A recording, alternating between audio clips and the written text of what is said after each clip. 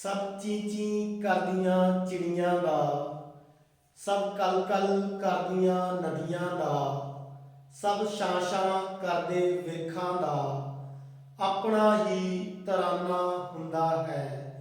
पर सुनिया है इस धरती ते एक ऐसा देश भी है जिस अंदर बच्चे जे अपनी मां बोली बोलन तां जुर्माना हुंदा है। प्यारे विद्यार्थियों, मैं जसकਰਨ ਸਿੰਘ ਲੈਕਚਰਰ ਪੰਜਾਬੀ ਸਰਕਾਰੀ ਸੀਨੀਅਰ ਸੈਕੰਡਰੀ ਸਕੂਲ ਖੁੱਬਣ ਤੋਂ ਗੁਰਮੁਖੀ ਦੇ ਬਾਰਸ ਚੈਨਲ ਵਿੱਚ ਤੁਹਾਡਾ ਸਾਰਿਆਂ ਦਾ ਹਾਰਦਿਕ ਸਵਾਗਤ ਕਰਦਾ ਹਾਂ। ਸਭ ਤੋਂ ਪਹਿਲਾਂ ਤਾਂ ਸਾਰੇ ਵਿਦਿਆਰਥੀਆਂ ਨੂੰ ਮਾਤ ਭਾਸ਼ਾ ਦਿਵਸ ਦੀਆਂ ਢੇਰ ਸਾਰੀਆਂ ਮੁਬਾਰਕਾਂ।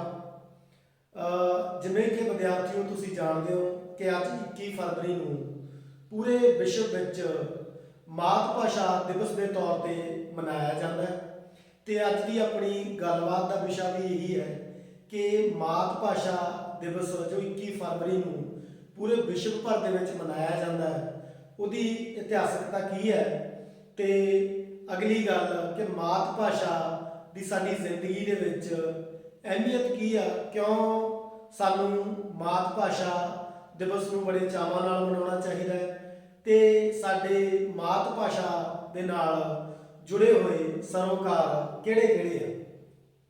ਸਭ ਤੋਂ ਪਹਿਲਾਂ ਆਪਾਂ ਗੱਲ ਕਰਾਂਗੇ ਮਾਤ ਭਾਸ਼ਾ ਦਿਵਸ ਦੀ ਇਤਿਹਾਸਕਤਾ ਦੀ। ਮਾਤ ਭਾਸ਼ਾ ਦਿਵਸ ਦਾ ਇਤਿਹਾਸ ਕੀ ਹੈ? ਜਿਵੇਂ ਕਿ ਤੁਸੀਂ ਜਾਣਦੇ ਹੋ ਕਿ ਜਦੋਂ 1947 ਤੋਂ ਬਾਅਦ ਭਾਰਤ ਅਤੇ ਪਾਕਿਸਤਾਨ ਦੀ ਜਿਹੜੀ ਵੰਡ ਹੋਈ, ਉਸ ਵੰਡ ਦੇ ਵਿੱਚ ਬਹੁਤੇ ਮੁਸਲਿਮ ਬਹੁਲਤਾ ਵਾਲੇ ਇਲਾਕੇ ਆ ਜਿਹੜੇ ਉਹ ਪਾਕਿਸਤਾਨ ਨੂੰ ਦੇ ਦਿੱਤੇ ਗਏ। ਇਸ ਗੱਲ ਦੀ ਫਿਕਰ ਕੀਤੇ ਬਗੈਰ ਕਿ ਕਿਸੇ ਭੂਗੋਲਿਕ ਖਿੱਤੇ ਦੇ ਵਿੱਚ ਲੋਕ ਕਿਸ ਤਰ੍ਹਾਂ ਦੇ ਸੱਭਿਆਚਾਰ ਨੂੰ, ਕਿਸ ਤਰ੍ਹਾਂ ਦੀਆਂ ਲੋਕ ਬੋਲੀਆਂ ਨੂੰ, ਕਿਸ ਤਰ੍ਹਾਂ ਦੇ ਜੀਵਨ ਅਕੀਦਿਆਂ ਨੂੰ ਅਪਣਾਏ ਹੋਏ ਆ, ਸਿਰਫ ਮਜ਼ਹਬ ਦੇ ਆਧਾਰ ਤੇ ਜਿਹੜੀ ਇਹ ਕੋਝੀ ਵੰਡ ਕਰ ਦਿੱਤੀ ਗਈ। ਇਸ ਵੰਡ ਤੋਂ ਬਾਅਦ 1952 ਦੇ ਵਿੱਚ ਪਾਕਿਸਤਾਨੀ ਹਕੂਮਤ ਨੇ ਇੱਕ ਫਰਮਾਨ ਜਾਰੀ ਕੀਤਾ ਕਿ ਪੂਰੇ ਪਾਕਿਸਤਾਨ ਦੀ ਜਿਹੜੀ ਦਫ਼ਤਰੀ ਤੇ ਕੰਮਕਾਜੀ ਜਿਹੜੀ ਭਾਸ਼ਾ ਹੋਏਗੀ ਉਹ ਉਰਦੂ ਹੋਏਗੀ। ਇਸ ਫਰਮਾਨ ਦੇ ਵਿਰੋਧ ਦੇ ਵਿੱਚ ਜਿਹੜੇ ਬੰਗਾਲੀ ਬੋਲਦੇ ਲੋਕ ਸੀ, ਬੰਗਲਾਦੇਸ਼ ਜਿਹੜਾ ਕਿ ਹੁਣ ਬਣ ਗਿਆ, ਉਸ ਸਮੇਂ ਜੋ ਪੂਰਬੀ ਪਾਕਿਸਤਾਨ ਦਾ ਇੱਕ ਹਿੱਸਾ ਹੁੰਦਾ ਸੀ, ਉਹਨਾਂ ਨੂੰ ਇਸ ਗੱਲ ਦਾ ਬੜਾ ਬੁਰਾ ਲੱਗਿਆ। ਉਂਝ ਵੀ ਜਿਹੜੇ ਬੰਗਾਲੀ ਲੋਕ ਹੈ ਉਹ ਆਪਣੀ ਮਾਤ ਭਾਸ਼ਾ ਨੂੰ ਬਹੁਤ ਪਿਆਰ ਕਰਦੇ ਆ ਤੇ ਉੱਤੇ ਸਾਹਿਤ ਬਹੁਤ ਜ਼ਿਆਦਾ ਪ੍ਰਫੁੱਲਤ ਆ।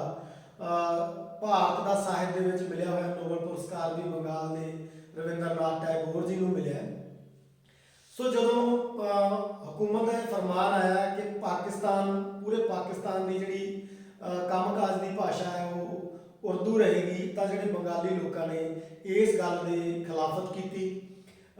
ਬੰਗਲਾ ਜਿਹੜਾ ਕਿ ਹੁਣ ਬੰਗਲਾਦੇਸ਼ ਬਣ ਗਿਆ, ਉੱਥੋਂ ਦੀ ਇੱਕ ਢਾਕਾ ਯੂਨੀਵਰਸਿਟੀ ਦੇ ਵਿੱਚ ਜਿਹੜੇ ਵਿਦਿਆਰਥੀ ਇਕੱਤਰ ਹੋਏ ਤੇ ਉਹਨਾਂ ਵਿਦਿਆਰਥੀਆਂ ਨੇ ਇਸ ਗੱਲ ਦਾ ਪੁਰਜ਼ੋਰ ਵਿਰੋਧ ਕੀਤਾ ਕਿ ਇਹ ਗੱਲ ਇਖਲਾਕੀ ਤੌਰ ਤੇ ਤੇ ਤਕਨੀਕੀ ਤੌਰ ਤੇ ਬਹੁਤ ਗਲਤ ਹੈ ਕਿ ਤੁਸੀਂ ਕਿਸੇ ਦੇ ਉੱਪਰ ਕੋਈ ਦੂਸਰੀ ਭਾਸ਼ਾ ਜਿਹੜੀ ਉਹ ਥੋਪ ਰਹੇ ਹੋ ਤੇ ਉਹਨਾਂ ਦੀ ਮਾਤ ਭਾਸ਼ਾ ਨੂੰ ਰੱਦ ਕਰ ਰਹੇ ਹੋ।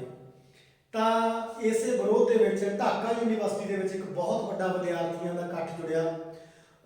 ਉਸ ਇਕੱਠ ਨੂੰ ਰੋਕਣ ਵਾਸਤੇ, ਉਸ ਮਾਰਚ ਨੂੰ, ਉਸ ਰੋਸ ਪ੍ਰਦਰਸ਼ਨ ਨੂੰ ਰੋਕਣ ਵਾਸਤੇ ਉੱਥੋਂ ਦੀ ਹਕੂਮਤ ਨੇ ਬਹੁਤ ਅੰਨਾ ਤਸ਼ੱਦਦ ਕੀਤਾ, ਬਹੁਤ ਸਖਤੀ ਕੀਤੀ ਕਹਿ ਲਓ। ਤਾਂ ਜਦੋਂ ਵਿਦਿਆਰਥੀ ਹੈ ਜਿਹੜੇ ਢਾਕਾ ਯੂਨੀਵਰਸਿਟੀ ਤੋਂ ਇਕੱਠੇ ਹੋ ਕੇ ਵਿਧਾਨ ਸਭਾ ਵੱਲ ਨੂੰ ਮਾਰਚ ਕਰਨ ਲੱਗੇ ਤਾਂ ਪੁਲਿਸ ਨੇ ਉੱਥੇ ਅੰਨ੍ਹੇਵਾਹ ਫਾਇਰਿੰਗ ਕੀਤੀ। ਉਸ ਅੰਨੀ ਗੋਲੀਬਾਰੀ ਦੇ ਵਿੱਚ 4 ਵਿਦਿਆਰਥੀ ਉਸ ਪੂਰਬੀ ਪਾਕਿਸਤਾਨ ਦੇ ਜਿਹੜੇ ਅਜੋਕੇ ਬੰਗਲਾਦੇਸ਼ ਦੇ ਜਿਹੜੀ ਆਪਣੀ ਮਾਤ ਭਾਸ਼ਾ ਨੂੰ ਬਹੁਤ ਪਿਆਰ ਕਰਦੇ ਸੀ, ਉਹਨਾਂ ਦਾ ਨਾਮ ਸੀ ਅਬਦੁਲ ਸਾਲਮ, ਰਫੂਦੀਨ ਅਹਿਮਦ, ਰਫੀਕੋਦੀਨ ਅਹਿਮਦ, ਸੋਫੀਆ ਰਹਿਮਾਨ ਤੇ ਅਬਦੁਲ ਜ਼ਵਾਲ। ਇਹ 4 ਵਿਦਿਆਰਥੀ ਉਸ ਗੋਲੀਬਾਰੀ ਦੇ ਵਿੱਚ ਮੌਕੇ ਤੇ ਸ਼ਹੀਦ ਹੋ ਗਏ। ਤੇ ਤੁਸੀਂ ਇਹ ਦੇਖੋ ਵੀ ਮਾਤ ਭਾਸ਼ਾ ਤੋਂ ਸ਼ੁਰੂ ਹੋਇਆ ਇਹ ਅੰਦੋਲਨ ਬੰਗਲਾਦੇਸ਼ ਨੂੰ ਉਹਨਾਂ ਦੀ ਜਿਹੜੀ ਭੂਗੋਲਿਕ ਤੇ ਉਹਨਾਂ ਦੀ ਜਿਹੜੀ ਹੱਕੀ ਆਜ਼ਾਦੀ ਤੱਕ ਲੈ ਕੇ ਗਿਆ। ਤੇ ਫਿਰ ਜਦੋਂ ਬੰਗਲਾਦੇਸ਼ ਇੱਕ ਵੱਖਰਾ ਦੇਸ਼ ਬਣਿਆ ਤਾਂ ਬੰਗਲਾਦੇਸ਼ ਦੀ ਸਰਕਾਰ ਨੇ 1999 ਦੇ ਵਿੱਚ ਆਪਣੇ ਯਤਨਾਂ ਕਰਕੇ ਇਹ ਯੂਨੈਸਕੋ ਨੂੰ, ਯੂਐਨਓ ਨੂੰ ਜਾਂ ਜਿਹੜੀਆਂ ਉਹ ਸੰਸਥਾਵਾਂ ਜਿਹੜੀਆਂ ਵਿਸ਼ਵ ਦਿਵਸ ਵੱਖ-ਵੱਖ ਮਸਲਿਆਂ ਦੇ ਵੱਖ-ਵੱਖ ਪ੍ਰੋਗਰਾਮਾਂ ਦੇ ਸੰਦਰਭ ਦੇ ਵਿੱਚ ਮਨਾਉਂਦੀਆਂ, ਉਹਨਾਂ ਤੱਕ ਪਹੁੰਚ ਕੀਤੀ। ਤੇ ਉਸ ਤੋਂ ਬਾਅਦ ਉਹਨਾਂ ਦੇ ਯਤਨਾਂ ਸਦਕਾ 21 ਫਰਵਰੀ ਨੂੰ ਪੂਰੇ ਵਿਸ਼ਵ ਦੇ ਵਿੱਚ ਜੋ ਹੈ ਮਾਤ ਭਾਸ਼ਾ ਦਿਵਸ ਦੇ ਤੌਰ ਤੇ ਜਿਹੜਾ ਮਨਾਇਆ ਜਾਣ ਲੱਗਾ। ਸੋ ਇਹ ਸੀ ਇਤਿਹਾਸਕਤਾ 21 ਫਰਵਰੀ ਦੀ। ਉਸ ਤੋਂ ਅਗਲੀ ਗੱਲ ਆਪਾਂ ਇਹ ਕਰਨੀ ਆ ਵੀ ਮਾਤ ਭਾਸ਼ਾ ਦੀ ਸਾਡੀ ਜ਼ਿੰਦਗੀ ਦੇ ਵਿੱਚ ਅਹਿਮੀਅਤ ਕੀ ਆ। ਉਂਝ ਤਾਂ ਤੁਸੀਂ ਸਾਰੇ ਵਿਦਿਆਰਥੀਆਂ ਨੇ ਇਹ ਰੌਲਾ ਜਾਂ ਕਹਿ ਲਓ ਵੀ ਇਸ ਗੱਲ ਦਾ ਜਿਹੜਾ ਸੰਦੇਹ ਆ ਉਹ ਬਹੁਤ ਗੱਲੀ ਬਾਤੀ ਜਾਂ ਆਪਣੇ ਅਧਿਆਪਕਾਂ ਕੋਲੋਂ ਜਾਂ ਬਹੁਤ ਸਾਰੇ ਇਕੱਠਾਂ ਦੇ ਵਿੱਚ ਤੁਸੀਂ ਇਹ ਗੱਲ ਸੁਣੀ ਹੋਣੀ ਆ ਵੀ ਮਾਤ ਭਾਸ਼ਾ ਬਹੁਤ ਅਹਿਮ ਹੁੰਦੀ ਆ ਤੇ ਮਾਤ ਭਾਸ਼ਾ ਸਾਨੂੰ ਬੋਲਣੀ ਚਾਹੀਦੀ ਆ, ਸਾਨੂੰ ਮਾਂ ਬੋਲੀ ਦੀ ਕਦਰ ਕਰਨੀ ਚਾਹੀਦੀ ਹੈ। ਇੱਕ ਜਜ਼ਬਾਤੀ ਜਾਂ ਕਹਿ ਲਓ ਵੀ ਅਖਲਾਕੀ ਜੇ ਬਿਆਨ ਆ ਜਿਹੜੇ ਉਹ ਲਗਾਤਾਰ ਅਸੀਂ ਸੁਣਦੇ ਰਹਿੰਦੇ ਹਾਂ, ਪਰ ਇਸ ਤੋਂ ਵੱਡੀ ਜਿਹੜੀ ਅਹਿਮ ਜਿਹੜੀ ਜ਼ਰੂਰੀ ਗੱਲ ਆ ਉਹ ਇਹ ਆ ਵੀ ਅਖਲਾਕੀ ਤੇ ਜਜ਼ਬਾਤੀ ਗੱਲ ਨੂੰ ਵੀ ਜੇ ਆਪਾਂ ਛੱਡ ਦਈਏ ਤਾਂ ਕੀ ਤਕਨੀਕੀ ਤੌਰ ਤੇ ਵੀ ਇਹ ਗੱਲ ਬਹੁਤ ਅਹਿਮ ਆ ਕਿ ਜੋ ਮਾਤ ਭਾਸ਼ਾ ਉਸ ਨੂੰ ਤੁਸੀਂ ਪਰਣਾਏ ਹੋਏ ਹੋਵੋ, ਉਸ ਦੀ ਤੁਸੀਂ ਕਦਰ ਕਰੋ। ਤਾਂ ਅੱਜ ਆਪਾਂ ਉਹਨਾਂ ਗੱਲਾਂ ਬਾਰੇ ਤੁਹਾਡੇ ਨਾਲ ਵਿਚਾਰ ਚਰਚਾ ਕਰਾਂਗੇ ਵੀ ਕਿਹੜੀਆਂ ਗੱਲਾਂ ਜਿਹੜੀਆਂ ਇਸ ਗੱਲ ਨੂੰ ਪੁਖਤਾ ਕਰਦੀਆਂ ਵੀ ਮਾਤ ਭਾਸ਼ਾ ਜਿਹੜੀ ਹੈ ਉਸ ਦੀ ਅਸੀਂ ਕੀ ਆ ਪੂਰੀ ਤਰ੍ਹਾਂ ਪੈਰਵਾਈ ਕਰਨੀ ਆ, ਉਸ ਨੂੰ ਪਰਣਾਏ ਹੋਏ ਮਨੁੱਖ ਬਣਨਾ ਹੈ। ਸੋ ਆਪਾਂ ਗੱਲਾਂ ਸਾਂਝੀਆਂ ਕਰਦੇ ਹਾਂ। ਸਭ ਤੋਂ ਪਹਿਲਾਂ ਤਾਂ ਆਪਾਂ ਮਾਤ ਭਾਸ਼ਾ ਦੇ ਅਰਥਾਂ ਬਾਰੇ ਗੱਲ ਕਰਾਂਗੇ। ਉਮੂਮਨ ਆਪਣੀ ਜਿਹੜੀ ਆਪਣਾ ਜਿਹੜਾ ਸਮਾਜ ਆ, ਆਪਣੀ ਸੁਸਾਇਟੀ ਆ, ਉਸ ਸਮਾਜ ਦੇ ਵਿੱਚ ਇਹ ਗੱਲ ਚੱਲਦੀ ਆ ਜਦੋਂ ਕਿਸੇ ਵੀ ਆਪਾਂ ਵਿਦਿਆਰਥੀ ਵਿਸ਼ੇਸ਼ ਨੂੰ ਪੁੱਛੀਏ ਵੀ ਮਾਤ ਭਾਸ਼ਾ ਕਹਿੰਦੇ ਕਿਹਨੂੰ ਆ ਤਾਂ ਲਗਭਗ ਸਾਰੇ ਵਿਦਿਆਰਥੀਆਂ ਦਾ ਉੱਤਰ ਇਹ ਹੁੰਦਾ ਵੀ ਮਾਤ ਭਾਸ਼ਾ ਜਿਹੜੀ ਅਸੀਂ ਆਪਣੀ ਮਾਂ ਤੋਂ ਸਿੱਖਦੇ ਹਾਂ। ਪਰ ਇਹ ਇੱਕ ਥੋੜੀ ਜਿਹੀ ਸੰਕੁਚਿਤ ਪਰਿਭਾਸ਼ਾ ਹੈਗੀ। ਜੇ ਆਪਾਂ ਨੂੰ ਹੋਰ ਇਹਨੂੰ ਮਤਲਬ ਸੋਧ ਕੇ ਕਹਿਣਾ ਹੋਵੇ ਤਾਂ ਮਾਤ ਭਾਸ਼ਾ ਸਿਰਫ ਮਾਂ ਨਾਲ ਜੁੜੀ ਹੋਈ ਨਹੀਂ ਹੁੰਦੀ। ਕਿ ਮਾਤ ਭਾਸ਼ਾ ਕੀ ਸਾਡੇ ਭੈਣ ਭਰਾਵਾਂ ਦੀ, ਮਾਤ ਭਾਸ਼ਾ ਕੀ ਸਾਡੇ ਬਾਪ ਦੀ ਜਾਂ ਸਾਡੇ ਪਰਿਵਾਰ ਦੀ ਜਾਂ ਆਸੇ-ਪਾਸੇ ਦੇ ਸਮਾਜ ਦੀ ਭਾਸ਼ਾ ਨਹੀਂ ਹੁੰਦੀ। ਉਦਾਹਰਨ ਦੇ ਤੌਰ ਤੇ ਜੇ ਮੰਨ ਲਓ ਕਿ ਕੋਈ ਬਿਹਾਰ ਤੋਂ ਕੋਈ ਔਰਤ ਹੈ ਜਿਹੜੀ ਉਹ ਪੰਜਾਬ ਦੇ ਵਿੱਚ ਆ ਜਾਂਦੀ ਹੈ ਤੇ ਇੱਥੇ ਆ ਕੇ ਉਹ ਆਪਣੇ ਕਿਸੇ ਬੱਚੇ ਨੂੰ ਜਨਮ ਦਿੰਦੀ ਹੈ ਤਾਂ ਉਹ ਬੱਚਾ ਜਦੋਂ ਇੱਥੇ ਪੈਦਾ ਹੋਏਗਾ ਤਾਂ ਆਸੇ-ਪਾਸੇ ਦੇ ਜਿਹੜੇ ਪੰਜਾਬੀ ਮਾਹੌਲ ਦੇ ਵਿੱਚ ਪੈਦਾ ਹੋਏਗਾ ਤਾਂ ਕੀ ਉਹਦੀ ਮਾਤ ਭਾਸ਼ਾ ਫਿਰ ਭੋਜਪੁਰੀ ਹੋਏਗੀ ਕਿ ਪੰਜਾਬੀ ਹੋਏਗੀ? ਨਿਰਸੰਦੇਹ ਉਸ ਦੀ ਜਿਹੜੀ ਮਾਤ ਭਾਸ਼ਾ ਉਹ ਪੰਜਾਬੀ ਹੋਏਗੀ।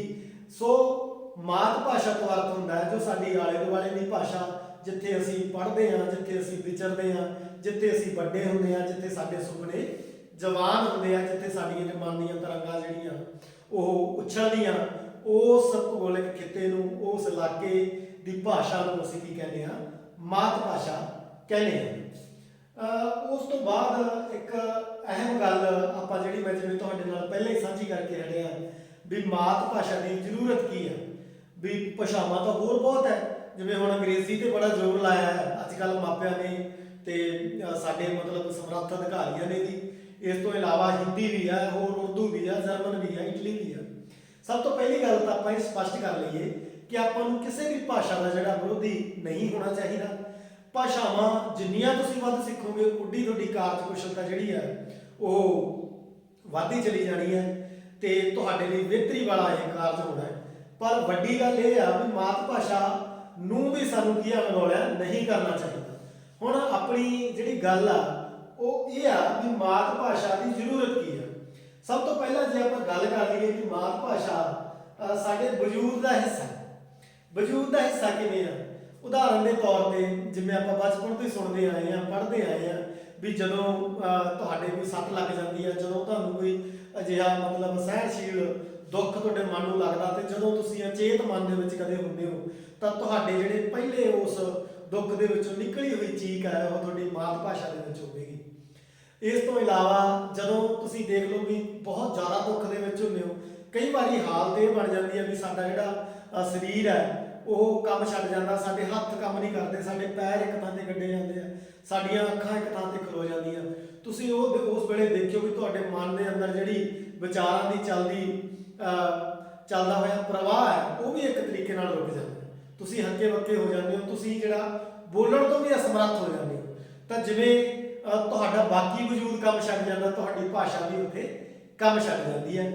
ਇਸ ਤੋਂ ਇਲਾਵਾ ਤੁਸੀਂ ਇਹ ਦੇਖੋ ਵੀ ਵੱਡੀਆਂ ਵੱਡੀਆਂ ਜਿਹੜੀਆਂ ਸੋਧਾਂ, ਵੱਡੀਆਂ ਵੱਡੀਆਂ ਖੋਜਾਂ, ਵੱਡੀਆਂ ਵੱਡੀਆਂ ਜਿਹੜੀਆਂ ਰਿਸਰਚ ਇਸ ਮਸਲੇ ਦੇ ਉੱਤੇ ਹੋਈਆਂ ਵੀ ਜਦੋਂ ਬੰਦਾ ਬਹੁਤ ਹੀ ਕਰੋੜ ਅਵਸਥਾ ਦੇ ਵਿੱਚ ਪਹੁੰਚ ਜਾਂਦਾ ਹੈ, ਉਦਾਹਰਨ ਦੇ ਤੌਰ ਤੇ ਉਹਦੀ ਜਿਹੜੀ ਜਿਵੇਂ ਜਾਪਾਨ ਵਰਗੇ ਮੁਲਕਾਂ ਦੇ ਵਿੱਚ ਲੋਕ ਆ ਜਿਹੜੇ 100-100 ਸਾਲ ਤੋਂ ਉੱਪਰ ਹੋਣੇ ਜਿਹੜੇ ਉਹ ਸਧਾਰਨ ਗੱਲ, ਤੇ ਉਹਨਾਂ ਮੁਲਕਾਂ ਦੇ ਵਿੱਚ ਜਿਹੜੇ ਬਜ਼ੁਰਗ ਜਦੋਂ 110-10 ਵਰ੍ਹਿਆਂ ਦੇ ਵੀ ਹੋ ਜਾਂਦੇ ਆ ਤਾਂ ਉਹ ਕੀ ਕਰਦੇ ਆ, ਉਹ ਆਪਣੀ ਆਪ ਦੀ ਸੋਚੀ ਉਹਨਾਂ ਨੂੰ ਭੁੱਲ ਜਾਂਦੀ ਹੈ, ਉਹ ਆਪਣੇ ਨੂੰ ਪਛਾਣਨ ਤੋਂ ਇਨਕਾਰੀ ਹੋ ਜਾਂਦੇ ਆ।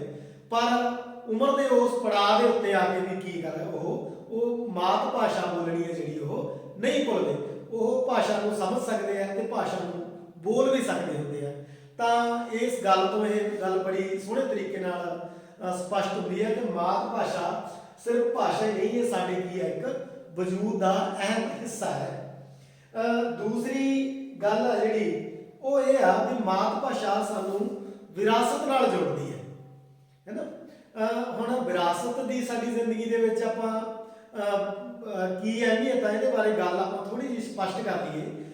ਵਿਰਾਸਤ ਸਾਡੇ ਹੋਣ ਦਾ ਸਬੂਤ ਹੈ, ਵਿਰਾਸਤ ਸਾਡੇ ਭਵਿੱਖ ਨੂੰ ਰਾਹ ਦਿਖਾਉਣ ਵਾਲਾ ਇੱਕ ਚਿਰਾਗ ਹੈ। ਵਿਰਾਸਤ ਤੋਂ ਸੇਧ ਲੈ ਕੇ ਅਸੀਂ ਆਪਣੇ ਭਵਿੱਖ ਨੂੰ, ਆਪਣੇ ਆਉਣ ਵਾਲੇ ਕੱਲ੍ਹ ਨੂੰ ਰੌਸ਼ਨ ਕਰਦੇ ਹਾਂ।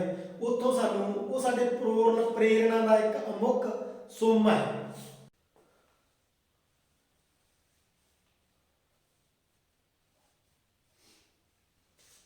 ਵਿਰਾਸਤ ਦੀ ਜਦੋਂ ਆਪਾਂ ਗੱਲ ਕਰਦੇ ਹਾਂ ਤਾਂ ਵਿਰਾਸਤ ਕੀ ਹੈ, ਸਾਡੀ ਜਿਵੇਂ ਮੈਂ ਤੁਹਾਨੂੰ ਦੱਸਿਆ ਵੀ ਸਾਡੇ ਆਉਣ ਵਾਲੇ ਕੱਲ੍ਹ ਦੀ ਉਹ ਸਿਰਜਣਹਾਰ ਹੁੰਦੀ ਹੈ ਕਿਸੇ ਨਾ ਕਿਸੇ ਹੱਦ ਤੱਕ। ਜਿਹਨੂੰ ਆਪਾਂ ਹੋਰ ਸਰਲ ਸ਼ਬਦਾਂ ਦੇ ਵਿੱਚ ਸਮਝਣਾ ਹੋਵੇ ਤਾਂ ਉਦਾਹਰਨ ਦੇ ਤੌਰ ਤੇ ਆਪਾਂ ਪਿੱਛੇ ਜੇ ਕਿਸਾਨੀ ਜਿਹੜਾ ਅੰਦੋਲਨ ਚੱਲਿਆ ਉਸ ਅੰਦੋਲਨ ਦੀ ਗੱਲ ਕਰ ਲਓ ਨਾ, ਉਸ ਅੰਦੋਲਨ ਦੇ ਵਿੱਚ ਜਿਹੜੀ ਸਾਡੀ ਅੱਜ ਦੀ ਜਿਹੜੀ ਅਗਵਾਈ ਸੀ, ਜਿਹੜੀ ਉਸ ਮੌਜੂਦਾ ਘੋਲੋ ਘੋਲ ਦੀ ਅਗਵਾਈ ਸੀ, ਉਹ ਕਿਤੇ ਵਿਰਾਸਤ ਚੋਂ ਮਿਲ ਰਹੀ ਸੀ। ਉਹਦੇ 'ਚ ਤੁਸੀਂ ਨਾਰੇ ਗੂੰਜਦੇ ਸੁਣੇ ਹਨ, ਕਿਸਾਨ ਮਜ਼ਦੂਰ ਏਕਤਾ ਦੇ, ਤੁਸੀਂ ਉਹਦੇ 'ਚ ਗੁਰੂ ਗ੍ਰੰਥ ਸਾਹਿਬ ਦੇ ਵਿੱਚੋਂ ਲਈਆਂ ਗਈਆਂ ਟੂਕਾਂ ਸੁਣੀਆਂ।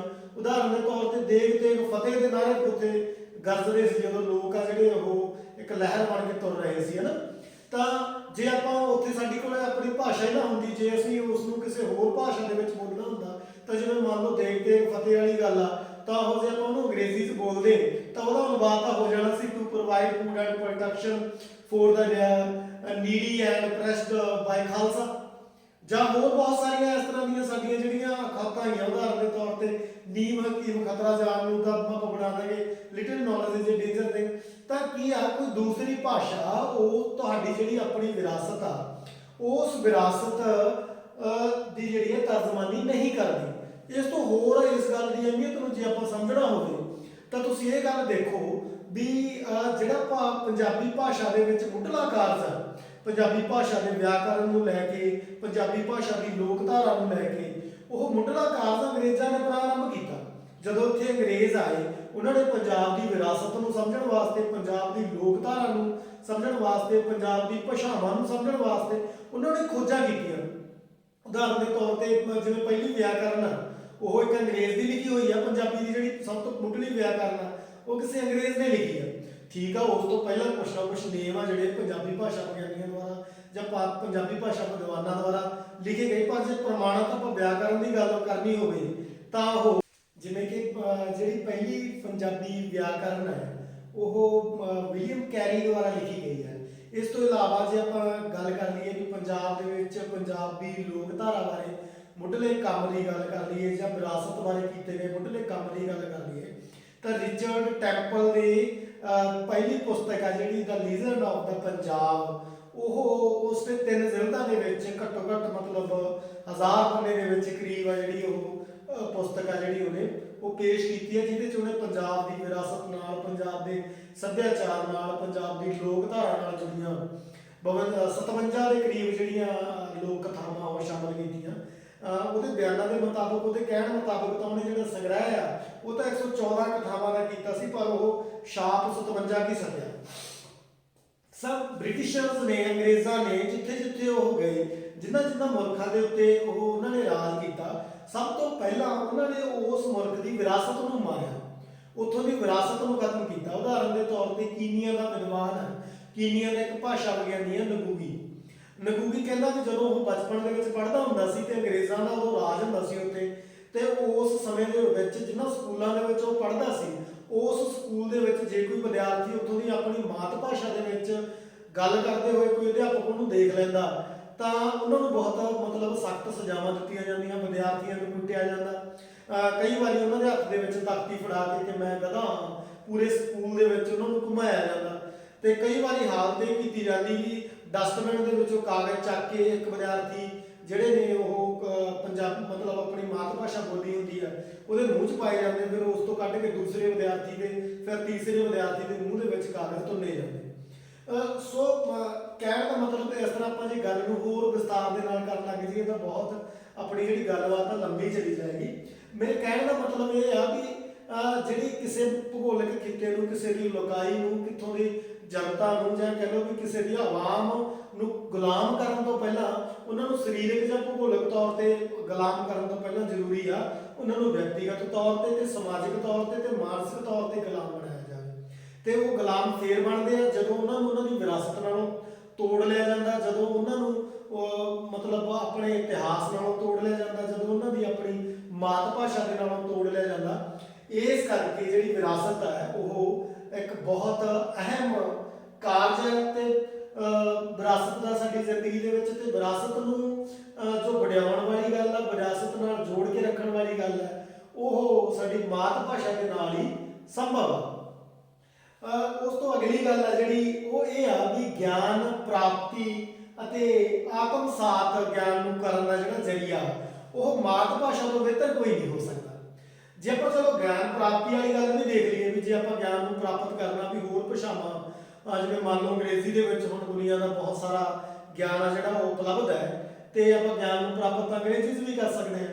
ਜੇ ਆਪਾਂ ਜਾਂ ਹੋਰ ਬਹੁਤ ਸਾਰੀਆਂ ਭਾਸ਼ਾਵਾਂ ਹੈਗੀਆਂ, ਹਿੰਦੀ ਆ ਜਾਂ ਹੋਰ ਵਿਦੇਸ਼ੀ ਭਾਸ਼ਾਵਾਂ ਜਿਨ੍ਹਾਂ ਦੇ ਰਾਹੀਂ ਅਸੀਂ ਗਿਆਨ ਨੂੰ ਪ੍ਰਾਪਤ ਕਰ ਲਾਂਗੇ। ਪਰ ਗਿਆਨ ਨੂੰ ਪ੍ਰਾਪਤ ਕਰਕੇ ਜਦੋਂ ਤੁਸੀਂ ਉਸ ਗਿਆਨ ਨੂੰ ਆਪਣੀ ਜ਼ਿੰਦਗੀ ਦੇ ਉੱਤੇ ਲਾਗੂ ਕਰਨਾ, ਜਦੋਂ ਉਸ ਗਿਆਨ ਦੀ ਤੁਸੀਂ ਪੜਚੋਲ ਕਰਨੀ ਆ ਵੀ ਕੀ ਠੀਕ ਆ ਤੇ ਕੀ ਗਲਤ ਆ, ਤਾਂ ਉਦੋਂ ਤੁਸੀਂ ਉਸ ਨੂੰ ਜਦੋਂ ਆਤਮਸਾਤ ਕਰੋਗੇ ਤਾਂ ਤੁਸੀਂ ਉਸ ਨੂੰ ਕੀ ਕਰੋਗੇ, ਆਪਣੀ ਮਾਤ ਭਾਸ਼ਾ ਦੇ ਵਿੱਚ ਹੀ ਕਰੋਗੇ। ਉਦਾਹਰਨ ਦੇ ਤੌਰ ਤੇ ਤੁਸੀਂ ਬਹੁਤ ਸਾਰੀਆਂ ਜਿਹੜੀਆਂ ਅੰਗਰੇਜ਼ੀ ਦਾ ਜਿਹੜਾ ਸਾਹਿਤ ਉਹ ਪੜ੍ਹ ਲੈਂਦੇ ਹੋ, ਪਰ ਤੁਹਾਡੀ ਮਾਂ ਬੋਲੀ ਹੈ ਜਿਹੜੀ ਪੰਜਾਬੀ ਹੈ। ਜਦੋਂ ਤੁਸੀਂ ਸ਼ੈਕਸਪੀਅਰ ਦੇ ਨਾਟਕਾਂ ਨੂੰ ਤੁਸੀਂ ਪੜ੍ਹ ਲਿਆ, ਫ੍ਰੈਂਚ ਦੇ ਵਿੱਚ ਪੜ੍ਹ ਲਿਆ ਜਾਂ ਤੁਸੀਂ ਅੰਗਰੇਜ਼ੀ ਦੇ ਵਿੱਚ ਉਹਨੂੰ ਪੜ੍ਹ ਲਿਆ, ਫਿਰ ਜਦੋਂ ਕਦੇ ਇਕੱਲੇ ਬੈਠ ਕੇ ਸੋਚੋਗੇ ਨਾ ਉਹਨਾਂ ਨਾਟਕਾਂ ਬਾਰੇ, ਤਾਂ ਜਦੋਂ ਉਹ ਤੁਸੀਂ ਸੋਚ ਰਹੇ ਹੋਵੋਗੇ, ਉਸ ਨੂੰ ਆਤਮਸਾਤ ਕਰ ਰਹੇ ਹੋਵੋਗੇ, ਉਦੋਂ ਤੁਸੀਂ ਮਾਤ ਭਾਸ਼ਾ ਦੇ ਵਿੱਚ ਹੀ ਕਰ ਰਹੇ ਹੋਵੋਗੇ। ਕਦੇ ਸੋਚਿਆ ਵੀ ਉਹ ਕਿਉਂ ਹੁੰਦਾ ਵੀ ਅਸੀਂ ਕਿਉਂ ਆਪਣੀ ਮਾਤ ਭਾਸ਼ਾ ਤੇ ਆ ਜਾਂਦੇ ਹਾਂ? ਉਸ ਦਾ ਮੁੱਢਲਾ ਕਾਰਨ ਇਹ ਹੁੰਦਾ ਵੀ ਜਿਹੜੀ ਵਿਦੇਸ਼ੀ ਭਾਸ਼ਾ ਦੀ ਉਹਦੀ ਇੱਕ ਸੀਮਤਾਈ ਹੈ। ਉਹਦੀ ਸੀਮਤਾਈ ਇਹ ਆ ਵੀ ਜੇ ਤੁਸੀਂ ਕੋਈ ਹੋਰ ਭਾਸ਼ਾ ਸਿੱਖਦੇ ਹੋ, ਉਦਾਹਰਨ ਦੇ ਤੌਰ ਤੇ ਤੁਸੀਂ ਅੰਗਰੇਜ਼ੀ ਸਿੱਖਦੇ ਹੋ, ਜੇ ਤੁਸੀਂ ਅੰਗਰੇਜ਼ੀ ਸਿੱਖੀ ਤਾਂ ਤੁਸੀਂ ਅੰਗਰੇਜ਼ੀ ਸਿੱਖੀ ਕਿਵੇਂ? ਤੁਸੀਂ ਅੰਗਰੇਜ਼ੀ ਆਪਣੇ ਆਲੇ ਦੁਆਲੇ ਦੇ ਮਾਹੌਲ ਚੋਂ, ਤੁਸੀਂ ਆਪਣੀ ਫਿਜ਼ਾ ਚੋਂ ਤਾਂ ਸਿੱਖੀ ਨਹੀਂ, ਹੈ ਨਾ? ਤੁਸੀਂ ਅੰਗਰੇਜ਼ੀ ਨੂੰ ਵਿਆਕਰਨ ਦੇ ਮਾਧਿਅਮ ਨਾਲ ਸਿੱਖਿਆ। ਤਾਂ ਜਿਹੜੀ ਵਿਆਕਰਨ ਆ, ਕਿਸੇ ਵੀ ਭਾਸ਼ਾ ਦੀ ਵਿਆਕਰਨ ਆ, ਉਹ ਬਹੁਤ ਸੀਮਤ ਦਾਇਰੇ ਦੇ ਵਿੱਚ ਤੁਹਾਨੂੰ ਜਿਹੜੇ ਵਾਕ ਬਣਾਉਣੇ ਦੱਸਦੀ ਆ, ਨਾ ਕਿ ਤੁਸੀਂ ਸਹਿਜ ਸੁਭਾਅ ਬੋਲ ਸਕਦੇ ਹੋ। ਉਦਾਹਰਨ ਦੇ ਤੌਰ ਤੇ ਆਪਾਂ ਇਹ ਦੇਖ ਲਓ ਵੀ ਹੁਣ ਜਦੋਂ ਤੁਸੀਂ ਪੰਜਾਬੀ ਬੋਲਦੇ ਹੋ, ਤੁਸੀਂ ਪੰਜਾਬੀ ਦੀ ਵਿਆਕਰਨ ਕਿੰਨੀ ਕੁ ਪੜ੍ਹੀ ਆ? ਜੇ ਆਪਾਂ ਇਹੋ ਪੜਚੋਲ ਕਰਨੀ ਹੋਵੇ ਵਿਆਕਰਨਕ ਨਿਯਮਾਂ ਦੇ ਮੁਤਾਬਕ, ਤਾਂ ਆਪਾਂ ਜਿੰਨੇ ਸਵੇਰ ਤੋਂ ਲੈ ਕੇ ਸ਼ਾਮ ਤੱਕ ਆਪਾਂ ਜਿੰਨੇ ਵਾਕ ਬੋਲਦੇ ਆ ਪੰਜਾਬੀ ਦੇ, ਉਹਦੇ ਵਿੱਚੋਂ ਤਾਂ ਮੈਨੂੰ ਲੱਗਦਾ ਵੀ ਅੱਧੇ ਤੋਂ ਵਧੇਰੇ ਜਿਹੜੇ ਉਹ ਗਲਤ ਹੋਣਗੇ ਵਿਆਕਰਨਕ ਨਿਯਮਾਂ ਦੇ ਮੁਤਾਬਕ। ਤਾਂ ਵੀ ਜੇ ਆਪਾਂ ਉਹ ਕਹਿ ਲਈਏ ਵੀ ਪਹਿਲਾਂ ਕਰਤਾ ਲੱਗੂਗਾ, ਹੈ ਨਾ, ਫਿਰ ਕਰਮ ਲੱਗੂਗਾ, ਫਿਰ ਕਿਰਿਆ ਲੱਗੂਗੀ, ਹੈ ਨਾ, ਉਦੇਸ਼ ਵਧੇ, ਉਹ ਆਪਾਂ ਜੇ ਨਿਯਮਾਂ ਤੇ ਆ ਜਾਵਾਂਗੇ ਤਾਂ। ਪਰ ਜਦੋਂ ਅਸੀਂ ਕੋਈ ਵਿਦੇਸ਼ੀ ਭਾਸ਼ਾ ਬੋਲ ਰਹੇ ਹੁੰਦੇ ਹਾਂ ਤੇ ਉਦੋਂ ਅਸੀਂ ਉਸ ਨੂੰ ਜਦੋਂ ਵੀ ਬੋਲਦੇ ਹਾਂ, ਜਦੋਂ ਉਸ ਨੂੰ ਅਸੀਂ ਲਿਖਦੇ ਹਾਂ, ਤਾਂ ਉਦੋਂ ਅਸੀਂ ਵਿਆਕਰਨਕ ਨਿਯਮਾਂ ਦੇ ਅਧੀਨ ਲਿਖ ਰਹੇ ਹੁੰਦੇ ਹਾਂ। ਤੇ ਵਿਆਕਰਨ ਦੀ ਅਸੀਮਤਾ ਇਹ ਹੈ ਕਿ ਅਸੀਂ ਬਹੁਤ ਸੰਕੁਚਿਤ ਜਿਹੇ ਦਾਇਰੇ ਦੇ ਵਿੱਚ ਬਾਤ ਬਣਾ ਸਕਦੇ ਹਾਂ। ਇਸ ਕਰਕੇ ਤੁਹਾਡੇ ਜਿਹੜੇ ਇਕੱਤਰ ਕੀਤੇ ਗਿਆਨ ਨੂੰ ਆਤਮਸਾਤ ਜਿਹੜਾ ਕਰਨ ਦਾ ਤਰੀਕਾ ਹੈਗਾ, ਜਾਂ ਆਤਮਸਾਤ ਉਸ ਨੂੰ ਉਹਦੀ ਪੜਚੋਲ ਕਰਨ ਦੀ ਜਿਹੜੀ ਵਿਧੀ ਆ, ਉਸ ਨੂੰ ਲਾਗੂ ਕਰਨ ਦੀ ਜਿਹੜੀ ਮੁਸ਼ੱਕਤ ਆ, ਕਵਾਇਦ ਆ, ਉਹ ਤੁਹਾਡੀ ਜਿਹੜੀ ਆ ਉਹ ਮਾਤ ਭਾਸ਼ਾ ਦੇ ਵਿੱਚ ਹੀ ਸੰਭਵ ਆ। ਅਗਲੀ ਗੱਲ ਇਹ ਆ ਵੀ ਜਿਵੇਂ ਹੁਣ ਮਾਤ ਭਾਸ਼ਾ ਦੀ ਇੱਕ ਹੋਰ ਅਹਿਮੀਅਤ ਵੀ ਵਿਦੇਸ਼ੀ ਭਾਸ਼ਾਵਾਂ ਨੂੰ ਸਿੱਖਣ ਵਾਸਤੇ ਹੈ ਨਾ। ਉਦਾਹਰਨ ਦੇ ਤੌਰ ਤੇ ਕਈ ਵਾਰੀ ਉਹ ਕਹਿ ਦਿੰਦੇ ਆ ਵੀ ਜਿਵੇਂ ਮੈਂ ਤੁਹਾਨੂੰ ਕਹਿੰਦਾ ਵੀ ਅੱਜ ਕੱਲ੍ਹ ਜਿਵੇਂ ਟ੍ਰੈਂਡ ਚੱਲਿਆ ਹੋਇਆ ਵੀ ਬੱਚਾ ਜਿਹੜਾ ਬਚਪਨ ਦੇ ਵਿੱਚ ਹੀ ਸਕੂਲ ਜਦੋਂ ਜਾਣ ਲੱਗਦਾ, ਉਹਨੂੰ ਜਾਂਦੇ ਨੂੰ ਕਹਿ ਦਿੰਦੇ ਆ ਵੀ ਇਹਦੀ ਜਿਹੜੀ ਅੰਗਰੇਜ਼ੀ ਪੜ੍ਹਨ ਦਾ ਮਾਧਿਅਮ ਉਹ ਤਾਂ ਅੰਗਰੇਜ਼ੀ ਹੋਊਗਾ, ਅੰਗਰੇਜ਼ੀ ਦੇ ਵਿੱਚ ਹੀ ਇਹ ਵਿਗਿਆਨ ਪੜ੍ਹੂਗਾ, ਅੰਗਰੇਜ਼ੀ ਦੇ ਵਿੱਚ ਹੀ ਗਣਿਤ ਪੜ੍ਹੂਗਾ, ਅੰਗਰੇਜ਼ੀ ਦੇ ਵਿੱਚ ਹੀ ਜੇ ਹਾਲਤ ਇਹ ਬਣੀ ਰਹੀ ਤਾਂ ਹਿੰਦੀ ਵੀ ਪੜ੍ਹੂਗਾ ਤੇ ਪੰਜਾਬੀ ਵੀ ਪੜ੍ਹੂਗਾ, ਹੈ ਨਾ। ਤੇ ਪਰ ਇਹ ਕੀ ਆ ਵੀ ਜਦੋਂ ਤੁਸੀਂ ਪਰਭਾਸ਼ਾ ਵਿਗਿਆਨੀਆਂ ਦਾ ਕਹਿਣਾ ਇਹ ਆ ਵੀ ਜਦੋਂ ਤੁਸੀਂ ਕਿਸੇ ਭਾਸ਼ਾ ਦੇ ਵਿੱਚ, ਕਿਸੇ ਆਪਣੀ ਮਾਤ ਭਾਸ਼ਾ ਦੇ ਵਿੱਚ ਜਦੋਂ ਤੁਸੀਂ ਪ੍ਰਵੀਨ ਹੋ ਜਾਂਦੇ ਹੋ, ਮਾਹਰ ਹੋ ਜਾਂਦੇ ਹੋ, ਉਦੋਂ ਤੁਹਾਨੂੰ ਕੀ ਆ ਵਿਦੇਸ਼ੀ ਭਾਸ਼ਾ ਜਿਹੜੀ ਸਿੱਖਣੀ ਆ ਉਹ ਸੌਖੀ ਹੋ ਜਾਂਦੀ ਹੈ। ਕਿਉਂ ਸੌਖੀ ਹੋ ਜਾਂਦੀ ਹੈ? ਇਸ ਕਰਕੇ ਸੌਖੀ ਹੋ ਜਾਂਦੀ ਆ ਕਿ ਤੁਸੀਂ ਭਾਸ਼ਾ ਨੂੰ ਸਮਝਣ ਲੱਗਦੇ ਹੋ, ਹੈ ਨਾ। ਉਦਾਹਰਨ ਦੇ ਤੌਰ ਤੇ ਜਿਵੇਂ ਹੁਣ ਆਪਾਂ ਵਿਆਕਰਨ ਦੀ ਗੱਲ ਕਰ ਲਈਏ ਤਾਂ ਵਿਆਕਰਨ ਆ ਜਿਹੜੀ ਲਗਭਗ ਸਾਰੀਆਂ ਭਾਸ਼ਾਵਾਂ ਦੀ ਸਾਂਝੀ ਆ, ਹੈ ਨਾ। ਉਦਾਹਰਨ ਦੇ ਤੌਰ ਤੇ ਜਿਵੇਂ ਮੰਨ ਲਓ ਆਪਾਂ ਪੰਜਾਬੀ ਦੀ ਜੇ ਆਪਾਂ ਵਿਆਕਰਨ ਦੀ ਗੱਲ ਕਰੀਏ ਤਾਂ ਪੰਜਾਬੀ ਦੇ ਵਿੱਚ ਸਭ ਤੋਂ ਪਹਿਲਾਂ ਕਰਤਾ ਲੱਗਦਾ, ਫਿਰ ਕਰਮ ਲੱਗਦਾ, ਫਿਰ ਕਿਰਿਆ ਹੁੰਦੀ ਹੈ ਨਾ। ਪਰ ਜੇ ਆਪਾਂ ਨੂੰ ਜਦੋਂ ਆਪਾਂ ਆਪਣੀ ਭਾਸ਼ਾ ਦੇ ਵਿੱਚ ਮਾਹਰ ਹੋ ਜਾਂਦੇ ਆ ਤਾਂ ਸਾਨੂੰ ਇਹਨਾਂ ਸਾਰੀਆਂ ਮਤਲਬ ਮਦਾਂ ਦਾ, ਇਹਨਾਂ ਸਾਰੇ ਤੱਤਾਂ ਦਾ ਪਤਾ ਤਾਂ ਲੱਗਦਾ ਵੀ ਕਰਤਾ ਕਿਹਨੂੰ ਕਹਿੰਦੇ ਆ, ਕਰਮ ਕਿਹਨੂੰ ਕਹਿੰਦੇ ਆ, ਕਿਰਿਆ ਕਿਹਨੂੰ ਕਹਿੰਦੇ ਆ, ਸਕਰਮਕ ਕਿਰਿਆ ਕਿਹੜੀ ਹੁੰਦੀ ਆ, ਕਰਮਕ ਕਿਰਿਆ ਕਿਹੜੀ ਹੁੰਦੀ ਆ, ਵਿਸ਼ੇਸ਼ਣ ਕੀ ਹੁੰਦਾ। ਤੇ ਜਦੋਂ ਤੁਸੀਂ ਵਿਦੇਸ਼ੀ ਭਾਸ਼ਾ ਸਿੱਖਣ ਲੱਗੋਗੇ ਤਾਂ ਜਿਵੇਂ ਤੁਸੀਂ ਅੰਗਰੇਜ਼ੀ ਸਿੱਖੋਗੇ ਤਾਂ ਅੰਗਰੇਜ਼ੀ ਦੇ ਵਿੱਚ ਤੁਹਾਨੂੰ ਭਾਸ਼ਾ ਦੇ ਜਿਹੜੇ ਨੇਮ ਆ ਗਏ, ਉਹਨਾਂ ਦੇ ਵਿੱਚੋਂ ਭਾਸ਼ਾ ਦੇ ਨੇਮਾਂ ਬਾਰੇ ਇੱਕ ਮੋਟੀ ਜਾਣਕਾਰੀ ਤਾਂ ਸਹਿਜ ਸੁਭਾਈ ਹੋ ਜੂਗੀ। ਤੁਹਾਨੂੰ ਕਰਤਾ ਦਾ ਪਤਾ ਹੋਊਗਾ, ਤੁਹਾਨੂੰ ਕਰਮ ਦਾ ਪਤਾ ਹੋਊਗਾ, ਤੁਹਾਨੂੰ ਕਿਰਿਆ ਦਾ ਪਤਾ ਹੋਊਗਾ, ਤੁਹਾਨੂੰ ਉਹਦੇ 'ਚ ਤੁਸੀਂ ਕਿਰਿਆ ਨੂੰ ਵਰਬ ਕਹਿ ਦੋਗੇ, ਕਰਤਾ ਨੂੰ ਸਬਜੈਕਟ ਕਹਿ ਦੋਗੇ, ਪਰ ਤੁਹਾਨੂੰ ਪਤਾ ਤਾਂ ਹੈ ਨਾ। ਇਸ ਕਰਕੇ ਜਦੋਂ ਤੁਸੀਂ ਵਿਦੇਸ਼ੀ ਭਾਸ਼ਾ ਸਿੱਖਣੀ ਆ ਤਾਂ ਜਿਹੜੀ ਤੁਹਾਡੀ ਮਾਤ ਭਾਸ਼ਾ ਦੀ ਵਿਦੇਸ਼ੀ ਭਾਸ਼ਾ ਨੂੰ ਸਿੱਖਣ ਦੇ ਵਿੱਚ ਬਹੁਤ ਅਹਿਮ ਭੂਮਿਕਾ ਜਿਹੜੀ ਹੈ ਉਹ ਅਦਾ ਕਰਦੀ ਆ। ਇਸ ਤੋਂ ਅਗਲੀ ਗੱਲ ਹੈ ਵੀ ਮਾਤ ਭਾਸ਼ਾ ਦੇ ਮਾਧਿਅਮ ਰਾਹੀਂ ਸਿੱਖਣਾ ਸੌਖਾ ਹੁੰਦਾ ਹੈ ਨਾ। ਆਪਾਂ ਬਹੁਤ ਸਾਰੀਆਂ ਗੱਲਾਂ ਕਰ ਰਹੇ ਹਾਂ, ਜਿਵੇਂ ਮਾਤ ਭਾਸ਼ਾ ਜਿਹੜਾ ਮੈਂ ਤੁਹਾਨੂੰ ਦੱਸਿਆ ਵੀ ਇਹ ਸਾਡੇ ਵਜੂਦ ਦਾ ਹਿੱਸਾ ਹੈ, ਇਹ ਸਾਨੂੰ ਵਿਰਾਸਤ ਨਾਲ ਜੋੜ ਕੇ ਰੱਖਦੀ ਹੈ, ਇਹਦੇ ਨਾਲ ਗਿਆਨ ਦੀ ਪ੍ਰਾਪਤੀ ਹੈ ਜਿਹੜੀ ਉਹ ਆਸਾਨ ਹੁੰਦੀ ਹੈ ਤੇ ਗਿਆਨ ਨੂੰ ਅਸੀਂ ਸੌਖਿਆਂ ਤਰੀਕੇ ਨਾਲ ਆਤਮਸਾਤ ਕਰ ਸਕਦੇ ਹਾਂ। ਵਿਦੇਸ਼ੀ ਭਾਸ਼ਾਵਾਂ ਸਿੱਖਣ ਲਈ ਮਾਤ ਭਾਸ਼ਾ ਦੀ ਆਪਣੀ ਇੱਕ ਅਹਿਮੀਅਤ ਹੈ। ਇਸ ਤੋਂ ਅਗਲੀ ਗੱਲ ਵੀ ਮਾਤ ਭਾਸ਼ਾ ਦੇ ਮਾਧਿਅਮ ਰਾਹੀਂ ਸਿੱਖਣਾ ਸੌਖਾ ਹੈ। ਤੁਸੀਂ ਇਹ ਦੇਖਿਆ ਹੋਊਗਾ ਵੀ ਜਦੋਂ ਤੁਹਾਨੂੰ ਅਕਸਰ ਹੀ ਕੋਈ ਇਮਤਿਹਾਨ ਹੁੰਦੇ ਆ ਜਾਂ ਤੁਹਾਡੇ ਕੋਈ ਪਰਖ ਦੀ ਘੜੀ ਹੁੰਦੀ ਆ ਆਪਣੇ ਪਾਠ ਕਰਨ ਦੇ ਸੰਦਰਭ ਦੇ ਵਿੱਚ, ਤਾਂ ਵਿਦਿਆਰਥੀਓ ਤੁਹਾਨੂੰ ਹਮੇਸ਼ਾ ਆਪਣਾ ਜਿਹੜਾ ਪੰਜਾਬੀ ਦਾ ਵਿਸ਼ਾ ਮੈਨੂੰ ਇਹ ਲੱਗਦਾ ਵੀ ਬਹੁਤ ਸੌਖਾ ਲੱਗਦਾ। ਕਾਰਨ ਕੀ ਆ ਵੀ ਕਾਰਨ ਇਹ ਆ ਵੀ ਸਿੱਖਣ ਦੇ ਕੁਝ ਹੁਨਰ ਹੁੰਦੇ ਆ। ਉਦਾਹਰਨ ਦੇ ਤੌਰ ਤੇ ਜਿਵੇਂ ਆਪਾਂ ਕਹਿ ਲਈਏ ਵੀ ਸੁਣਨਾ, ਫਿਰ ਸਮਝਣਾ, ਫਿਰ ਉਸ ਤੋਂ ਬਾਅਦ ਬੋਲਣਾ, ਫਿਰ ਪੜ੍ਹਨਾ, ਫਿਰ ਲਿਖਣਾ, ਇਹ ਸਾਰੇ ਸਿੱਖਣ ਦੇ ਹੁਨਰ। ਤੇ ਮਾਤ ਭਾਸ਼ਾ ਦੇ ਸੰਦਰਭ ਦੇ ਵਿੱਚ ਜਿਹੜੇ ਵਿਦਿਆਰਥੀ ਆ ਉਹ ਕਿਸੇ ਚੀਜ਼ ਨੂੰ ਕਿਉਂ ਜਲਦੀ ਸਿੱਖਦੇ ਆ ਭਾਸ਼ਾ ਦੇ ਮਾਤ ਭਾਸ਼ਾ ਦੇ ਮਾਧਿਅਮ ਨਾਲ, ਉਹਦਾ ਕਾਰਨ ਇਹ ਆ ਵੀ ਜਿਵੇਂ ਮੰਨ ਲਓ ਜਦੋਂ ਅਸੀਂ ਬਤੌਰ ਮਨੁੱਖ ਜਨਮ ਲੈਂਦੇ ਆ ਨਾ ਮਾਂ ਦੀ ਕੁੱਖ ਦੇ ਵਿੱਚੋਂ, ਤਾਂ ਅਸੀਂ ਮੁੱਢਲੇ ਜਿਹੜੇ 2-3 ਸਾਲ ਆਪਣੀ ਜ਼ਿੰਦਗੀ ਦੇ, ਆਪਣੇ ਬਚਪਨੇ ਦੇ ਮੁੱਢਲੇ ਸਾਲ ਹਨ, ਉਹਨਾਂ ਸਾਲਾਂ ਦੇ ਦੌਰਾਨ ਅਸੀਂ ਜਿਹੜੇ ਬਹੁਤ ਸਾਰੇ ਕੌਸ਼ਲ ਆ, ਉਹ ਮੁੱਢਲੇ ਜਿਹੜੇ 3-4 ਕੌਸ਼ਲ ਆ ਜਿਹੜੇ ਭਾਸ਼ਾ ਦੇ ਲਈ ਸਾਨੂੰ ਬਹੁਤ ਲੋੜੀਂਦੇ ਆ, ਉਹ ਕੌਸ਼ਲ ਅਸੀਂ ਬਚਪਨ ਦੇ ਵਿੱਚ ਹੀ ਹਾਸਲ ਕਰ ਲੈਂਦੇ ਆ। ਉਦਾਹਰਨ ਦੇ ਤੌਰ ਤੇ ਜਿਵੇਂ ਮੰਨ ਲਓ ਅਸੀਂ ਬਚਪਨ ਦੇ ਵਿੱਚ ਸਾਰਿਆਂ ਨੂੰ ਪਹਿਲਾਂ ਸੁਣਨਾ ਸਿੱਖਦੇ ਆ, ਹੈ ਨਾ। ਸੁਣਨ ਤੋਂ ਬਾਅਦ ਫਿਰ ਸਾਨੂੰ ਹੌਲੀ ਗੱਲਾਂ ਜਦੋਂ ਮਾਂ-ਬਾਪ ਸਾਨੂੰ ਬੁਲਾਉਂਦੇ ਆ ਤੇ ਫਿਰ ਸਾਨੂੰ ਉਹਨਾਂ ਦੀਆਂ ਗੱਲਾਂ ਜਿਹੜੀਆਂ ਉਹ ਸਮਝਣ ਆ ਜਾਂਦੀਆਂ, ਹੈ ਨਾ, ਸਮਝਣ ਲੱਗਦੇ ਆ ਆਪਾਂ ਉਹਨਾਂ ਗੱਲਾਂ ਨੂੰ। ਉਸ ਤੋਂ ਬਾਅਦ ਫਿਰ ਅਸੀਂ ਉਹਨਾਂ ਗੱਲਾਂ ਦਾ ਜਵਾਬ ਦੇਣ ਲੱਗਦੇ ਆ ਤੋਤਲੀਆਂ ਆਵਾਜ਼ਾਂ ਦੇ ਵਿੱਚ, ਕਲਕਾਰੀਆਂ ਦੇ ਰਾਹੀਂ ਆਪਣੇ ਬੁੱਲ ਭਰਕਾ ਕੇ। ਤਾਂ ਫਿਰ ਅਸੀਂ ਹੌਲੀ ਕੀ ਆ ਬੋਲਣਾ ਸਿੱਖਦੇ ਆ। ਬੋਲਣਾ ਸਿੱਖਣ ਤੋਂ ਬਾਅਦ ਫਿਰ ਅਸੀਂ ਕੀ ਆ ਪੜ੍ਹਨਾ ਸਿੱਖਦੇ ਆ ਤੇ ਫਿਰ ਲਿਖਣਾ ਸਿੱਖਦੇ ਆ। ਤੇ ਜਦੋਂ ਅਸੀਂ ਮਾਤ ਭਾਸ਼ਾ ਤੋਂ ਬਗੈਰ ਤੁਸੀਂ ਕਿਸੇ ਹੋਰ ਮਾਧਿਅਮ ਦੇ ਰਾਹੀਂ ਪੜ੍ਹਾਈ ਕਰਨ ਦੀ ਕੋਸ਼ਿਸ਼ ਕਰਦੇ ਹੋ, ਜਦ ਮਤਲਬ ਬਚਪਨ ਦੇ ਵਿੱਚ ਹੀ ਕਿਸੇ ਬੱਚੇ ਨੂੰ ਸਿੱਧਾ ਉਹ ਪੰਜਾਬੀ ਮਾਹੌਲ ਦੇ ਵਿੱਚ ਜੰਮਿਆ ਪਲਿਆ ਤੇ ਉਹਨੂੰ ਕਿਸੇ ਵਿਦੇਸ਼ੀ ਭਾਸ਼ਾ ਮੰਨ ਲਓ ਅੰਗਰੇਜ਼ੀ ਭਾਸ਼ਾ ਮਾਧਿਅਮ ਰਾਹੀਂ ਪੜ੍ਹਾਉਣ ਦੀ ਅਸੀਂ ਕੋਸ਼ਿਸ਼ ਕਰਦੇ ਹਾਂ, ਤਾਂ ਉਹ ਬਹੁਤ ਸਾਰੇ ਜਿਹੜੇ ਸਿੱਖਣ ਦੇ ਕੌਸ਼ਲ ਆ ਜਿਹੜੇ ਉਸਨੇ ਪਹਿਲਾਂ ਗ੍ਰਹਿਣ ਕੀਤੇ ਹੁੰਦੇ ਆ, ਜਿਵੇਂ ਸੁਣਨ ਦਾ ਕੌਸ਼ਲ, ਫਿਰ ਉਸਨੇ ਸਮਝਣ ਦਾ ਕੌਸ਼ਲ ਅਤੇ ਬੋਲਣ ਦਾ ਕੌਸ਼ਲ ਜਿਹੜਾ ਉਸਨੇ ਸਕੂਲ ਆਉਣ ਤੋਂ ਪਹਿਲਾਂ ਹੀ ਗ੍ਰਹਿਣ ਕਰ ਲਿਆ ਹੁੰਦਾ, ਉਹ ਕੌਸ਼ਲ ਆ ਜਿਹੜੇ ਉਹ ਵਿਦੇਸ਼ੀ ਭਾਸ਼ਾ ਜਦੋਂ ਉਹਦਾ ਮਾਧਿਅਮ ਬਣਦੀ ਆ ਤਾਂ ਉੱਥੇ ਉਹ ਕੰਮ ਨਹੀਂ ਆਉਂਦੇ। ਇਸ ਕਰਕੇ ਜਿਹੜੇ ਵਿਦਿਆਰਥੀ ਆ, ਜਿਹੜੇ ਬੱਚੇ ਆ, ਉਹ ਕਿਸੇ ਗੈਰ ਭਾਸ਼ਾ ਦੇ ਵਿੱਚ, ਕਿਸੇ ਵਿਦੇਸ਼ੀ ਭਾਸ਼ਾ ਦੇ ਵਿੱਚ ਸਿੱਖਣ ਦੇ ਵਿੱਚ ਔਖ ਮਹਿਸੂਸ ਕਰਦੇ ਆ। ਇਸ ਤੋਂ ਇਲਾਵਾ ਵਿਦਿਆਰਥੀਆਂ ਦਾ, ਬੱਚਿਆਂ ਦਾ ਆਪਣਾ ਇੱਕ ਕਲਪਨਾ ਸੰਸਾਰ ਹੁੰਦਾ, ਜਿਵੇਂ ਕਿ ਆਪਾਂ ਉੱਪਰਲੀ ਗੱਲ ਪਹਿਲਾਂ ਕਰਕੇ ਹਟੇ ਹਾਂ ਵੀ ਜਦੋਂ ਅਸੀਂ ਆਪਣੇ ਸਹਿਜ ਸੁਭਾਅ ਦੇ ਆਪ ਨਾਲ ਗੱਲਾਂ ਕਰਦੇ ਹਾਂ ਉਦੋਂ ਤਾਂ ਅਸੀਂ ਇਹ ਮਾਤ ਭਾਸ਼ਾ ਦੇ ਵਿੱਚ ਗੱਲਾਂ ਕਰਦੇ ਹਾਂ, ਪਰ ਜਦੋਂ ਅਸੀਂ ਵਿਦੇਸ਼ੀ ਭਾਸ਼ਾ ਦੇ ਮਾਧਿਅਮ ਨਾਲ ਪੜ੍ਹਾਂਗੇ ਤਾਂ ਫਿਰ ਕੀ ਅਸੀਂ ਆਪਣੇ ਆਪ ਦੇ ਵਿੱਚ, ਸਾਡੀ ਮਾਨਸਿਕਤਾ ਦੇ ਵਿੱਚ ਇੱਕ ਜਿਹੜੀ ਸਹਿਜਾਤਮਕਤਾ ਉਹ ਨਹੀਂ ਵਾਪਰੇਗੀ। ਉਹਦੇ ਨਾਲ ਫਿਰ ਹੋਏਗਾ ਕੀ, ਉਹਦੇ ਨਾਲ ਇਹ ਹੋਏਗਾ ਕਿ ਵਿਦਿਆਰਥੀ ਦੇ ਘਰੇ ਜਾਂ ਆਸੇ-ਪਾਸੇ ਦਾ ਜਿਹੜਾ ਸਮਾਜਿਕ ਮਾਹੌਲ ਹੈ ਉਹ ਮਾਤ ਭਾਸ਼ਾ ਵਾਲਾ ਮਾਹੌਲ ਹੈ। ਸਕੂਲ ਦੇ ਵਿੱਚ ਉਹਨੂੰ ਅੰਗਰੇਜ਼ੀ ਪੜ੍ਹਾਈ ਜਾ ਰਹੀ ਹੈ, ਉਹਦਾ ਪੜ੍ਹਾਈ ਦਾ ਮਾਧਿਅਮ ਅੰਗਰੇਜ਼ੀ ਹੈ ਤੇ ਜਾਂ ਕੋਈ ਹੋਰ ਵਿਦੇਸ਼ੀ ਭਾਸ਼ਾ ਹੈ, ਤੇ ਪਰ ਉਹਦਾ ਆਸੇ-ਪਾਸੇ ਦਾ ਜਿਹੜੀ ਫਿਜ਼ਾ ਗਈ ਆਸੇ-ਪਾਸੇ ਦਾ ਮਾਹੌਲ ਆ ਜਿਹੜਾ ਉਹ ਮਾਹੌਲ ਜੋ ਹੈ ਉਹ ਪੰਜਾਬੀ ਹੈ। ਤਾਂ ਉਹਦੇ ਨਾਲ ਕੀ ਹੋਏਗਾ, ਉਹ ਕਿਸੇ ਵੀ ਭਾਸ਼ਾ ਦੇ ਵਿੱਚ ਜਿਹੜਾ ਪ੍ਰਵੀਨ ਆ ਜਾਂ ਇਹ ਕਹਿ ਲਓ ਵੀ ਪਰਪੱਕ ਜਾਂ ਮਾਹਰ ਵਕਤਾ ਨਹੀਂ ਬਣ ਸਕੇਗਾ, ਕਿਸੇ ਵੀ ਭਾਸ਼ਾ ਨੂੰ ਉਹ ਬਿਹਤਰ ਤਰੀਕੇ ਨਾਲ ਗ੍ਰਹਿਣ ਨਹੀਂ ਕਰ ਸਕੇਗਾ। ਤੇ ਉਹ ਜਦੋਂ ਬੋਲੇਗਾ, ਉਹ ਜਦੋਂ ਕਿਸੇ ਨਾਲ ਗੱਲ ਕਰੇਗਾ, ਉਹਦੀ ਗੱਲ ਕਰਨ ਦੇ ਵਿੱਚ ਇੱਕ ਅਜੀਬ ਕਿਸਮ ਦੀ ਹਿਚਕਚਾਹਟ ਹੋਏਗੀ, ਉਹਦੀ ਗੱਲ ਆ ਜਿਹੜੀ ਉਹ ਬਿਹਤਰ ਤਰੀਕੇ ਦੇ ਨਾਲ ਸਪਸ਼ਟ ਹੀ ਨਹੀਂ ਹੋ ਸਕੇਗੀ।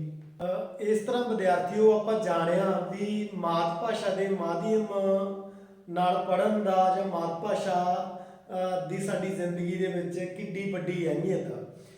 ਉਸ ਤੋਂ ਇੱਕ ਹੋਰ ਅਹਿਮ ਗੱਲ ਤੁਹਾਡੇ ਨਾਲ ਸਾਂਝੀ ਕਰਨ ਵਾਲੀ ਹੈ, ਉਹ ਇਹ ਆ ਵੀ ਜੇ ਮਾਤ ਭਾਸ਼ਾ ਦੇ ਇੰਨੇ ਫਾਇਦੇ ਆ, ਜੇ ਮਾਤ ਭਾਸ਼ਾ ਦੀ ਏਡੀ ਅਹਿਮੀਅਤ ਆ, ਤਾਂ ਮਾਤ ਭਾਸ਼ਾ ਨੂੰ ਗਾਹੇ ਵਗਾਹੇ ਅਣਗੌਲਿਆਂ ਕਰਨ ਦੀ ਕੋਸ਼ਿਸ਼ ਕਿਉਂ ਕੀਤੀ ਜਾ ਰਹੀ ਹੈ? ਕਿਉਂ ਵਿਦਿਆਰਥੀਆਂ ਨੂੰ ਇਹ ਕਹਿ ਲਓ ਜਾਂ ਸਮਾਜ ਦੇ ਵਿੱਚ ਜਾਂ ਇਹ ਕਹਿ ਲਓ ਵੀ ਸਮਰੱਥ ਲੋਕਾਂ ਦੇ ਦੁਆਰਾ ਇਹ ਕੋਸ਼ਿਸ਼ ਆ ਕਿ ਲੋਕ ਆ ਜਿਹੜੇ ਜਾਂ ਵਿਦਿਆਰਥੀ ਉਹ ਆਪਣੀ ਮਾਤ ਭਾਸ਼ਾ ਤੇ ਨਾਲ ਨਾ ਜੁੜਨ?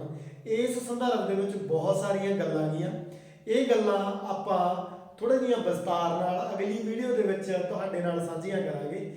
ਫਿਲਹਾਲ ਥੋੜ੍ਹੀ ਜਿਹੀ ਸਾਧਨਾਂ ਦੀ ਸੀਮਤਾਈ ਤੇ ਸਮੇਂ ਦੀ ਸੀਮਤਾਈ ਹੋਣ ਕਰਕੇ ਆਪਾਂ ਅੱਜ ਦੀ ਗੱਲ ਇੱਥੋਂ ਤੱਕ ਨਿਬੇੜਦੇ ਹਾਂ, ਤੇ ਅਗਲੀ ਗੱਲ ਜਿਹਦੇ ਵਿੱਚ ਆਪਾਂ ਇਹ ਗੱਲ ਸਾਂਝੀ ਕਰਾਂਗੇ ਕਿ ਕੀ ਕਾਰਨ ਆ, ਕਿੰਨਾ ਕਾਰਨਾਂ ਕਰਕੇ ਮਾਤ ਭਾਸ਼ਾ ਤੋਂ ਤੋੜਨ ਦੀ ਜਾਂ ਇਹ ਕਹਿ ਲਓ ਮਾਤ ਭਾਸ਼ਾ ਨੂੰ ਬਣਦੀ ਤਵੱਜੋ ਨਹੀਂ ਦਿੱਤੀ ਜਾ ਰਹੀ, ਤੇ ਮਾਤ ਭਾਸ਼ਾ ਦੇ ਸੰਦਰਭ ਦੇ ਵਿੱਚ ਜਿਹੜੀਆਂ ਵੱਡੀਆਂ ਸੰਸਥਾਵਾਂ ਯੂਨੈਸਕੋ ਆ ਜਾਂ ਜ਼ਿੰਮੇਵਾਰ ਸੰਸਥਾਵਾਂ ਗੀਆਂ ਜਿਹੜੀਆਂ ਅੰਗਰੇਜ਼ੀ ਨੂੰ ਵੀ ਉਤਸ਼ਾਹਿਤ ਕਰਦੀਆਂ, ਉਹਨਾਂ ਦਾ ਮਾਤ ਭਾਸ਼ਾਵਾਂ ਦੇ ਸੰਬੰਧੀ ਕੀ ਉਹਨਾਂ ਦਾ ਨਜ਼ਰੀਆ, ਉਹ ਸਾਰੀ ਗੱਲ ਵੀ ਆਪਾਂ ਅਗਲੀ ਵੀਡੀਓ ਦੇ ਵਿੱਚ ਤੁਹਾਡੇ ਨਾਲ ਸਾਂਝੀ ਕਰਾਂਗੇ।